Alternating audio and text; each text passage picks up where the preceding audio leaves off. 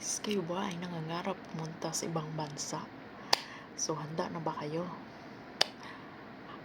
Buo ba ang inyong isip? At buo ba ang inyong kalooban na mga punta sa ibang bansa?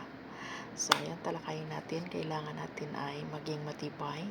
Number one natin ang gagawin ay i-secure natin ang ating health.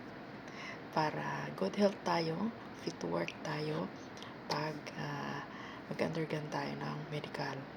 So, after that, kung okay na, i-secure nyo muna ang inyong health at buo isip at kalooban kung ready na kayong pumunta sa ibang bansa. So, first thing to do nyo ay mag-prepare kayo ng mayroon na kayong mga passport, mga credentials, school credentials nyo, may mga NBI for abroad. So, may mga kinukuha kayong ganon. So, yung mga medical record nyo, kung tapos na medical record, so, importante yan. At kumpleto kayong mga documents nyo. So, pwede na kayong pumunta sa ibang bansa. So, yung iba kinukuha ay nahanapan ng mga transcript of record, nahanapan ng diploma, kung either high school or college level kayo or nakagraduate kayo. So, depends on kung anong may nag-a-apply kayo ng agency or direct hiring kayo.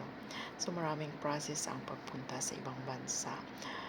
So, mag-a-apply kayo ng trabaho via online, via agency, or POA dyan sa Pilipinas. May mga direct hiring. So, ready na ba kayo?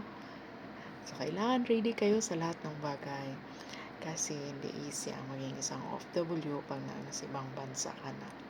So, mag-focus tayo muna sa papers. So, kailangan complete ang inyong papers na i-fill upan nyo ang mga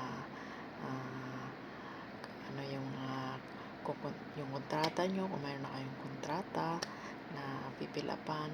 So, i-ano nyo, mag-ano kayo dyan, may mga gagawin pa kayong hindi lang kontrata agad, mayroon bang mag-under kayo ng mga training, mga basic training sa ahensya ng gobyerno para pagdating nyo sa inyong pupuntahan na bansa ay mayroon kayong idea kung ano ang kanilang pag-aralan ninyo, ang kanilang mga culture, basic na mga salita nila, mga common conversation, kailangan yung matutunan para hindi kayo mangangapa pagdating nyo na sa country destination na inyong pupuntahan. So, laging handa, laging Girl Scout or Boy Scout kayo sa pagpunta nyo ng ibang bansa.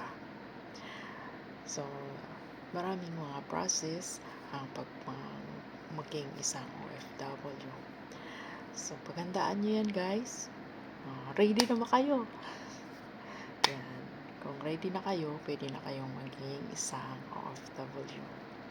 So, until my next vlog, ang ating mga step by step na sabihin sa inyo.